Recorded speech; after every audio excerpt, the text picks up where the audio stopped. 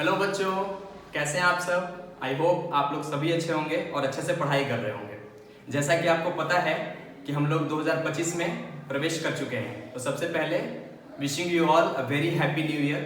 आप लोग अच्छे से एंजॉय करिए इस नए साल को और अच्छे से पढ़ाई करिए। ओके, तो चलिए आगे बढ़ते हैं। जैसा कि आपको पता है कि हमने लास्ट वीडियो में मेमोरी ग्लैंड यानी ब्रेस्ट के बारे में पढ़ा था। उसके इंट्रोडक्टरी पार्ट को हमने वहाँ पे पढ़ा था, समझा था, और उसके पार्ट 2 को आज हम लोग कवर अप करेंगे। ठीक है, तो इसमें हम लोग ब्रेस्ट के स्ट्रक्चर के बारे में पढ़ेंगे कि किस किस चीज़ों को वो कंटेन करता है और कैसे मिल्क सेक्रेट होता है एक मेमोरी ग्लैंड से, एक ब्रेस्ट से। आज वो हम लोग पढ़ेंगे और उसके बाद फिर हम लोग कुछ छोटे छोटे टॉपिक्स जो उससे रिलेटेड हैं, जैसे लैक्टेशन पीरियड क्या होता है, लैक्टेटिंग ब्रेस्ट क्या होता है, ये सब पढ़ेंगे। और उसके बाद द मोस्ट इम्पॉर्टेंट थिंग, जो सबसे इम्पॉर्टेंट टर्म है उसका, यानी फंक्शन ऑफ ब्रेस्ट, वो हम लोग पढ़ेंगे। तो चलिए देर ना करते हुए ज़्यादा स्टार्ट करते हैं हम लोग टॉपिक। ओके,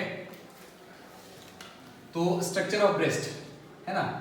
देखिए बच्चों, ब्रेस्ट का जो स्ट्रक्चर होता है ना, वो बहुत सारी चीज़ों को कंटेन करता है। Contains various amount of glandular tissue, यानी जो ब्रेस्ट होता है वो बहुत सारे ग्लैंडुलर टिश्यू को कंसिस्ट करता है। ठीक है, और इन ग्लैंडुलर टिश्यूज को बच्चों सपोर्ट मिलता है बहुत सारे फैटी टिश्यू से और बहुत सारे फाइब्रस कनेक्टिव टिश्यू से। ठीक है, तो इन चीज़ों को ये कंसिस्ट करता है। यहाँ पे बहुत सारे चीज़ें कंटेन्स करता है, जैसे ग्लैंडुलर टिश्यू और फैटी टिश्यू और फाइब्रस कनेक्टिव टिश्यू। ठीक है, अब ये सारे जो टिश्यूज हैं बच्चों, इन्हीं टिश्यूज के वजह से ब्रेस्ट को हेल्प मिलती है चेस्ट वॉल से अटैच रहने में।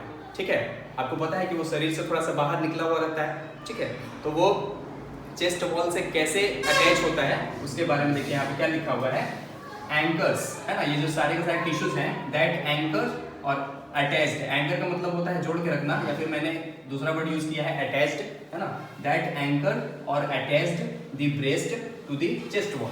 तो ये सारे के सारे टिश्यूज मदद करते हैं ब्रेस्ट को चेस्ट वॉल से अटैच रहने में। मैंने आपको बताया था कि ये दूसरे रिब से शुरू होता है और छठे रिब तक खत्म होता है, यानी दूसरे से छठे रिब के बीच में ये फैला हुआ होता है। तो चेस्ट कैविटी से इसको जोड़ने में सबसे बड़ा हाथ है इन कनेक्टिव टिश्यू का। इन्हीं कनेक्टिव टिश्यूज की मदद से ये चेस्ट वॉल से अटैच होते हैं। Okay, it also contains 20 lobes.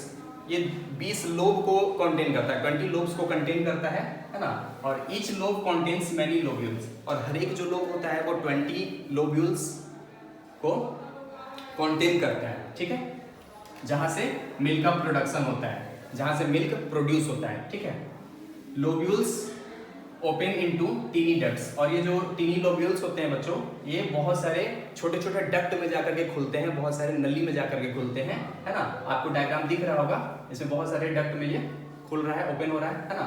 जिसको हम लोग बोलते हैं, इस डक्ट को बोलते हैं लैक्टिफेरस डक्ट। ठीक है बच्चों, तो लैक्टिफेरस डक्ट के अंदर ये जाकर के छोटे छोटे डक्ट के अंदर जाकर के ये सारे के सारे लोब्यूल्स जो हैं वो ओपन हो जाते हैं। ठीक है, अब बच्चों यहाँ पे एक छोटा सा टॉपिक दिया हुआ है, लैक्टेटिंग ब्रेस्ट। ठीक है, तो ये लैक्टेटिंग ब्रेस्ट क्या होता है, कई जगह किताबों में आपको मिल जाएगा और कई बहुत कम जगह पे यहाँ पे बताया, कहीं पे भी बताया गया है ये चीज़। मैं आपको ये बता देता हूँ क्योंकि आपके लिए बहुत इंपॉर्टेंट है। ठीक है, तो लैक्टेटिंग ब्रेस्ट क्या होता है, आफ्टर प्रेगनेंसी, यहाँ पे लिखा हुआ बच्चों आफ्टर प्रेगनेंसी, मतलब ये कि प्रेगनेंसी के बाद, है ना, यानी प्रेगनेंसी के बाद वाले ब्रेस्ट को हम लोग लैक्टेटिंग ब्रेस्ट बोलते हैं।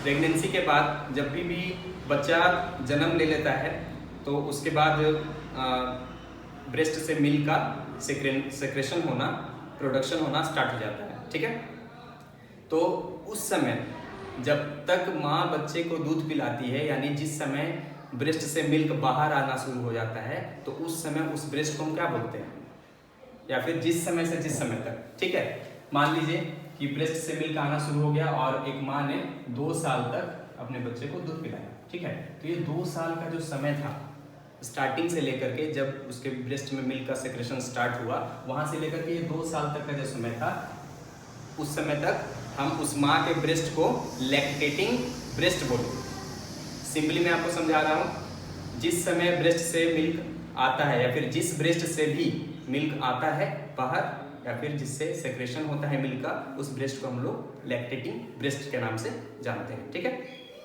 और ये देखिए बच्चों, लैक्टेशन पीरियड ये बहुत इजी है, आपको पता भी होगा, आपने प्रीवियस क्लासेज में पढ़ा भी होगा इसको।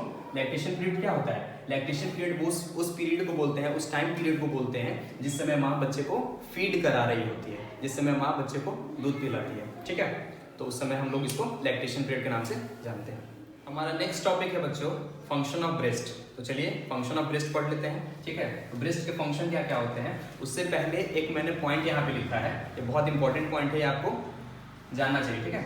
तो in females breast are small and immature until puberty, यानी मैंने लिखा कि प्यूबर्टी तक, है ना, फीमेल के ब्रेस्ट छोटे होते हैं और इमैच्योर होते हैं, यानी प्यूबर्टी में जब वो नहीं पहुंचती है तब तक। प्यूबर्टी स्टेज में जैसे ही वो इंटर करती है तो प्यूबर्टी एज के समय उसके ब्रेस्ट के अंदर डेवलपमेंट और मैच्योरिटी आना शुरू हो जाता है, ठीक है। इसके बाद है बच्चों एक पॉइंट लिखा हुआ, they grow under influence of oestrogen and progesterone hormone during pregnancy, है ना। प्रेगनेंसी के समय में दो हार्मोन्स बहुत ज़्यादा एक्टिव हो जाते हैं, एक है ऑस्ट्रोजन हार्मोन, दूसरा होता है प्रोजेस्टेरोन हार्मोन। तो इन दोनों हार्मोन के मदद से ब्रेस्ट के अंदर बहुत जल्दी से डेवलपमेंट होता है, बहुत रैपिडली ग्रोथ होता है, ठीक है। आफ्टर बेबी बर्थ, बच्चे का जन्म जब हो जाता है तो पिट्यूटरी ग्लैंड के आगे वाले हिस्से से बच्चों एक हार्मोन सेक्रेट होता है जिसको हम लोग बोलते हैं प्रोलैक्टिन हार्मोन। तो ये प्रोलैक्टिन हार्मोन का काम होता है कि ये मिल्क के प्रोडक्शन में हेल्प करता है, ठीक है। और दूसरा एक होता है हार्मोन ऑक्सीटोसिन। तो ऑक्सीटोसिन का काम बहुत सारा है ना। ये कई जगह पे हेल्पफुल साबित होता है फीमेल के बॉडी के अंदर, है ना। जैसे जब यूट्रस में कॉन्ट्रैक्शन सही ढंग से ना हो तो ऑक्सीटोसिन का इस्तेमाल करते हैं डॉक्टर्स, है ना। जब ऑक्सीटोसिन की कमी हो जाती है शरीर के अंदर तो नॉर्मल डिलीवरी के चांसेस कम जाते हैं, है ना। और डॉक्टर फिर बोलते हैं कि भाई आपको सर्जरी करवाना पड़ेगा, सीजेरियन से आपका बेबी बाहर होगा, ठीक है। तो ये बहुत सारे इसके काम होते हैं, यहाँ पे हम इसको डिटेल में नहीं पढ़ेंगे, अभी जो इसका फंक्शन है हम ये पढ़ लेते हैं, ठीक है।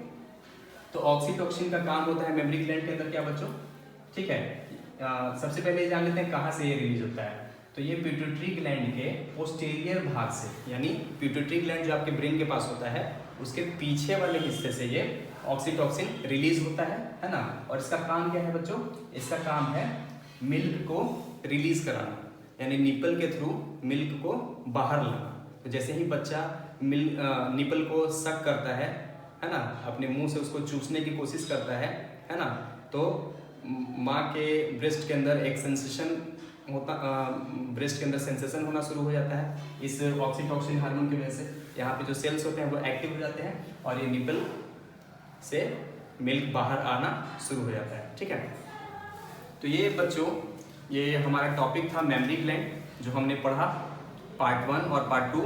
जो बच्चे पार्ट 1 नहीं देखे हैं प्लीज़ जाकर के पार्ट 1 को पहले देख लें, तभी आपको पार्ट 2 अच्छे से समझ में आएगा।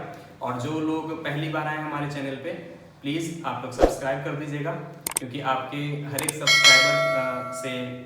सब्सक्राइब बटन दबाने से, जो भी आप लोग सब्सक्राइब करते हैं, हर एक सब्सक्राइब से हमें मोटिवेशन मिलती है और हम ऐसे ही काम करते हैं। Okay, see you soon next video, bye bye.